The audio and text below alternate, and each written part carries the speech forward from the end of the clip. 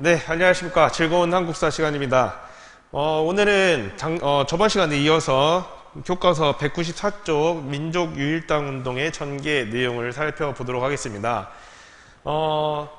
우리가 저번 시간에 배웠던 거를 좀 다시 한번 살펴보면은, 국내에서 1920년대 3.1운동 이후에 국내에서 있었던 민족운동의 내용을 살펴봤습니다. 그래서 국내에 있었던 민족운동은 크게 민족주의 계열과 사회주의 계열 사람들이 주를 이루게 됐다고 했습니다. 그 중에서도 저번 시간에는 민족주의 계열의 실력 양성운동 내용을 중점적으로 살펴보고, 그 실력 양성운동이 실질적으로 성과가 미비했기 때문에 그 성과 미비의 회의적인 생각으로서 새롭게 등장했던 게 타협적 민족주의였다.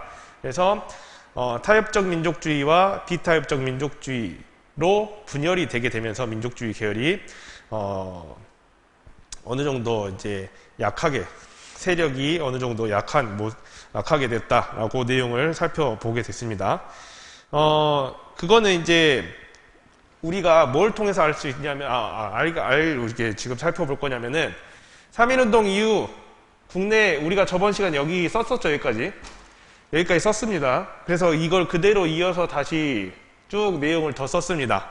그래서 여기 내용을 먼저 설명을 하면은 밑에 내용을 쉽게 이제 알아들을 수 있을 것 같아요. 그래서 여기 내용을 먼저 다시 설명을 하고 오늘 수업을 진행하겠습니다. 시작하겠습니다. 3.1운동 이후에 국내에 방금 말한 것처럼 민족주의 계열과 사회주의 계열이 주를 이루게 되는데, 민족주의 계열이 실력 양성운동, 뭐뭐 있었죠? 실력 양성운동으로는 물산 장려운동, 그 다음에 밀립대학 설립운동, 그 다음에 문맹퇴치운동이 대표적이다 라고 했었습니다. 그렇지만은 이런 여러 가지 운동들이 성과가 미비했기 때문에 그 성과의 미비로 인해서 민족주의 계열이 분열되게 되었다. 우리가 그래서 여기까지 설명을 하게 했었죠. 근데 우리가 사회주의 계열 같은 경우는 사회주의의 내용만 살펴보고 크게 보진 않았는데 뒤에 나오기 때문에 안 봤어야지.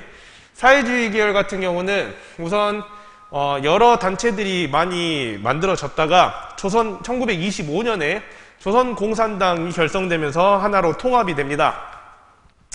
이렇게 조선공산당이 결성된 이후에 여러 가지 노동운동이나 농민운동을 지원하게 되면서 여러 가지 소작쟁이나 여러 가지 쟁이들의 사회주의 계열 사람들이 많이 개입을 하게 되면서 사회주의를 막아야겠다라고 생각했던 일제가 어떤 거를 하냐면은 치안유지법이라는 걸 제정합니다. 치안유지법이라는 걸 제정을 해서 사회주의자들을 탄압하는 모습을 보인다. 그래서 치안유지법을 통해서 세력이 약화된 사회주의 계열과 그 다음에 자기들끼리 분열을 일으켜가지고 세력이 약해진 민족주의 계열이 우리가 독립운동을 이끌어가기 위해서 우리 단독으로 해나가기는 쉽지 않겠다라는 생각에서 우리들의 역량, 독립운동의 역량을 강화하고 그 다음에 우리 지금 서로가 연대해야 될 필요성이 대두되면서 일어났던 게 바로 민족유일당 운동이다. 그래서 오늘은 이 민족유일당 운동의 내용을 살펴보도록 하겠습니다. 그래서 이 민족유일당 운동의 이제 사례들을 보면은 국내, 국외로 나누는데 국외에서는 우리가 저번에 배웠던 그 3부 통합 있었죠. 참정신 있었죠.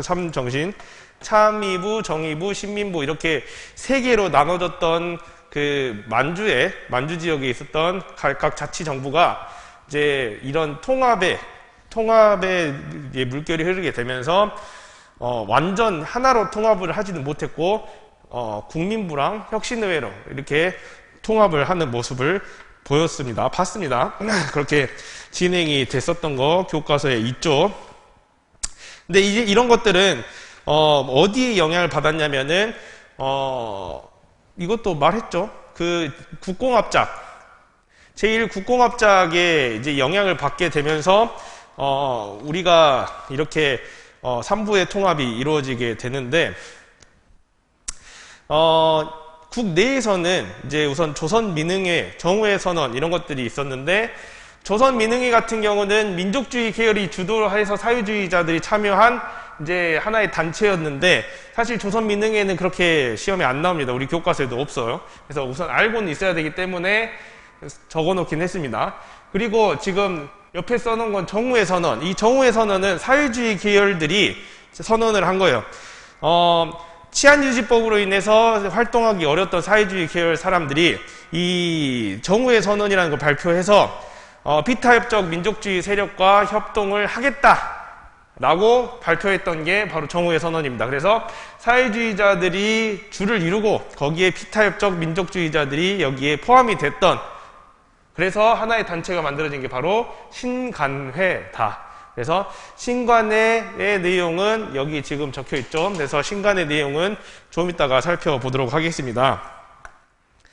이렇게 정리를 하게 됐는데, 민족주의, 사회주의 계열이 이렇게 쭉 이루어져 가지고 서로가 이제 힘드니까는 민족 유일당 운동이 일어나서 이렇게 신간회 창립까지 이루어지게 됐다라는 거를 정리를 하였습니다. 그래서 이제 중간중간에 이제 중요한 세부 사항을 이제 필기 판서를 보면서 살펴보도록 하겠습니다. 교과서 194쪽 내용부터 보면은 60만세 운동이 일어납니다. 60만세 운동.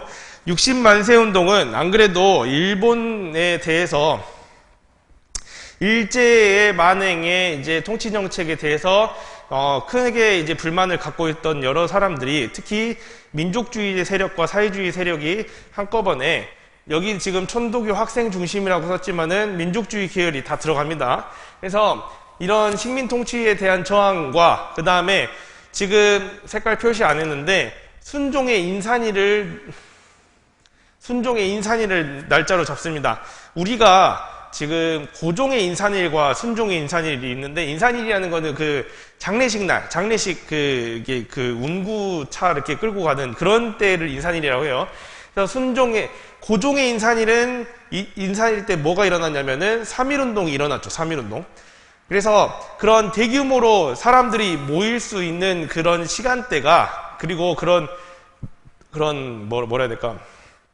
하나의 일들이 그렇게 이런 큰 일들이 있어야 그렇게 사람들이 많이 모일 수 있기 때문에 이 기회를 통해서 뭔가를 이뤄보고자 했던 거죠. 그래서 3.1운동은 고종의 인산일 때 일어나게 됐는데, 이 60만세 운동은 3.1운동과 같이 우리도 대규모 또 다시 한번 대규모 항일 투쟁을 해보자라는 의미에서 순종의 인산일 때 벌어지게 된다.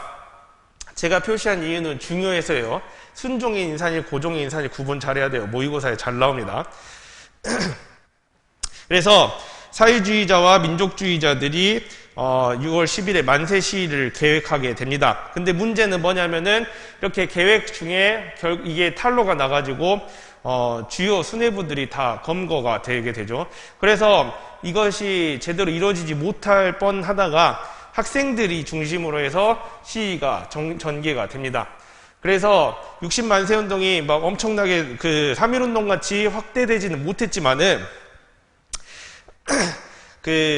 뭐 여러 가지 비밀 결사 조직, 뭐 이렇게 동맹 휴학 등을 통해서 이제 일제와 맞설 수 있는 힘이 생겼다는 거예요. 그래서 학생들이 하나의 독립운동의 주역으로서 역할을 수행하게 됐다라는 게 큰 의의로서 작용을 했고, 그 다음에 이 60만세 운동을 통해서 우리가 민족주의자와 사회주의자들이 연대해서 뭔가를 해볼 수 있겠구나라는 자신감을 불어넣는 계기가 되었습니다. 그래서 이때부터 민족협동전선을 구축하게 되었다. 그래서 이렇게 60만세 운동을 통해서 우리가 이제 계기가 됐다는 거예요. 이렇게 민족이 그러니까 계열에 상관없이 이게 독립운동을 할 수 있다라는 그런 계기를 마련해 준 사건이 60만세 운동이었다. 그래서 이런 민족협동전선이 이제 꾸려지게 되면서 우리 국내적으로는 이 60만세 운동의 계기가 됐고, 국외적으로는 아까 말했던 국공합작, 중국의 제1차 국공합작, 그 다음에 코민테른이 지금 195쪽에 써져 있습니다. 이 코민테른이 이제 국제공산당 조직연합체라고 써져 있죠. 그래서 각국의 이제 여기서 뭔가를 결정을 하면은 이 결정사항이 이제 오더가 내려오는 거예요. 각국의 공산당에 내려오는데 당연히 이 오더가 내려오면은 그것에 영향을 많이 받기 때문에 그 오더를 지킬 수밖에 없겠죠. 그래서 이 코민테른도 처음에는 이 민족통일전선, 연합전선에 대해서 그렇게 터치하지 않았다. 이걸 오히려 지지하는 입장이었다는 거예요. 그래서 이 코민테른의 입장도 그렇기 때문에 민족협동전선을 구축하는데 큰 무리가 없었다. 그래서 우선 이제 비타협적 민족주의 세력과 그 타협적 민족주의 세력이 서로 이제 부딪히면서 대립하고 있을 때 사회주의자들과 이제 같이 비타협적 민족주의자들이 이 정오회 선언을 하게 되면서 이제 신간회를 이제 구성을 하게 되고, 그다음에 여성운동에도 이제 큰 역할을 하게 되죠.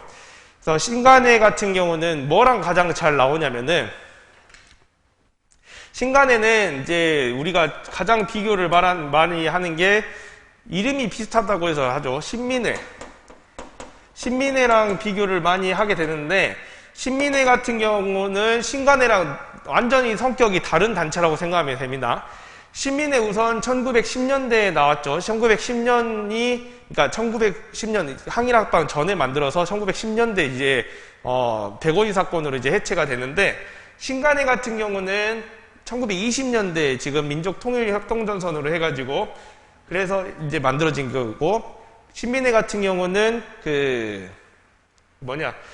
비밀 결사 조직으로서 이제 만들어졌다는 건데, 신간회 같은 경우는 이렇게 만들어졌을 때 그렇게 크게 뭔가 제약을 받거나 아니면 이걸 무조건 이거를 비밀로 해야겠다 이런 내용이 아니었어요. 그래서 활동들을 보면은 민족 계몽운동, 이제 백성들이 깨어 있어야 우리가 독립을 얻을 수 있다 라고 해서 민족 계몽운동을 지원하고, 그 다음에 노동운동과 농민운동도 지원하는 모습을 보입니다. 그래서 소작쟁이나 노동쟁이를 지원을 하는 모습을 보이게 됩니다. 그리고 지금 빨간색으로 적어놓은 거, 광주학생 항일운동 알죠? 광주학생 항일운동에 진상조사단을 파견해서 이 광주학생 항일운동을 3.1운동처럼 민중대회로 크게 확대를 시키려고 했던 게 신간회입니다. 근데 이제 경찰에 발각돼서 이걸 제대로 못하게 되죠.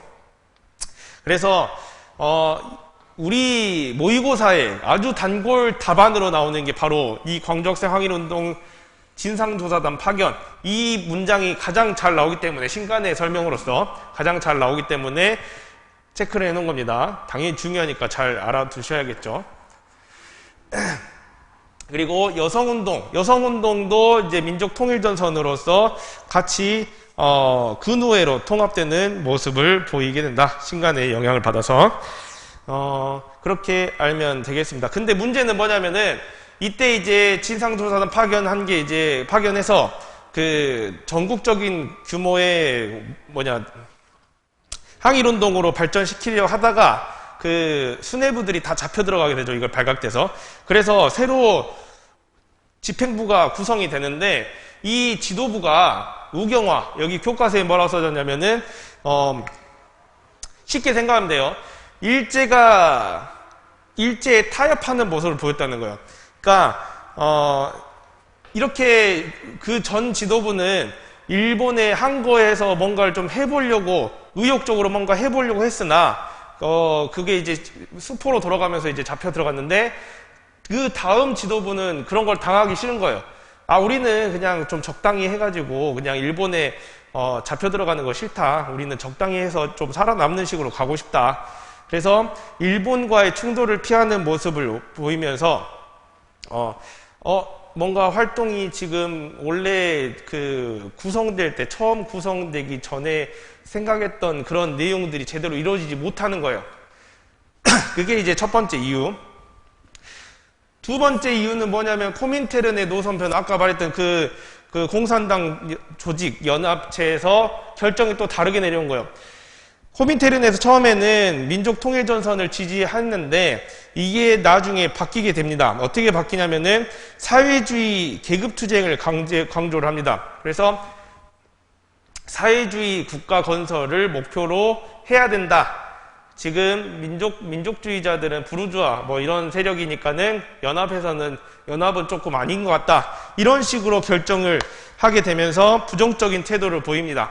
그래서 결국에는 해소가 됩니다. 해소가 뭐냐면은 여기 옆에 써졌죠. 여기 밑에 195쪽 맨 밑에 해소라는 게 내용이 써져 있습니다. 보통 우리가 해체 뭐 이런 식으로 쓰는데 뭐 해산, 해체 이런 단어를 쓰는데 여기서만 특이하게 해소를 쓰죠. 그 해소는 여기 써져 있죠. 그냥 단순히 해체해서 그냥 뿔뿔이 흩어진다는 의미가 아니라 다른 운동으로 발전시키겠다라는 의미에서 해소라는 단어를 썼습니다. 그때 제가 쓴 게 아니라 그때 그랬다는 거예요. 그래서 이런 이유들 때문에 이 단체가 사실상 신간회가 사실상 해체가 되게 됩니다. 그래서 먼저 이렇게 코민테른이 노선 변화하게 되고 그 다음에 지도부가 이렇게 우경화되면서 사회주의 계열이 이제 먼저 이탈을 선언하게 되면서 지방지부부터 하나씩 없어지다가 결국에는 서울까지 사실상 해체되는 수순을 겪게 된다. 이렇게 해서 신간회를 알아봤습니다. 그래서 신간회는 우리나라 최초의 국내 협동 민족단체니까 사회주의 계열과 민족주의 계열이 최초로 모여가지고 뭔가 단체를 만들었다. 그래서 뭔가 항일운동 투쟁단체로서 활동을 했다. 그리고 규모가 가장 컸다. 이때 당시 신민회 같은 경우는 비밀결사 조직이어서 그렇게 조직이 크진 못했습니다. 그렇지만 신간회는 그냥 엄청나게 컸던 하나의 조직으로서 국내 최대 당시 이제 일본 일제강점기 강점기 35년 동안 있었던 단체 중에서 가장 큰 규모의 단체였다라는 것을 알면 되겠습니다. 사실 여러 가지 내용을 적었지만은 가장 중요한 건 어디 적혀 있죠? 딱 보이죠? 그래서 살펴보면 좋을 것 같고 넘어가서 교과서 196쪽 봅시다. 아까 신간회가 광주학생 항일운동에 진상조사단 파견했다는 그 광주학생 항일운동에 대해서 먼저 우리가 지금 이제 보면 될 것 같아요. 광주학생 항일운동 같은 경우는 60만세운동을 계기로 해서 학생들이 어느 정도 우리가 독립의식을 갖게 되고 그 다음에 우리가 독립운동의 주역으로서 뭔가 활동을 할 수 있구나 라는 것을 이제 깨닫게 된 거예요. 학생들이. 그래서 학생들이 그것을 계기로 해서 학교에서 뭐 동맹휴학을 한다든지 그 다음에 여러 가지 이제 비밀 결사 단체 같은 거, 비밀 결사라기보다는 비밀 단체들을 만들어서 이제 암묵적으로 이제 좀 안 보이게 그런 활동을 해 나가는 모습을 보입니다. 그래서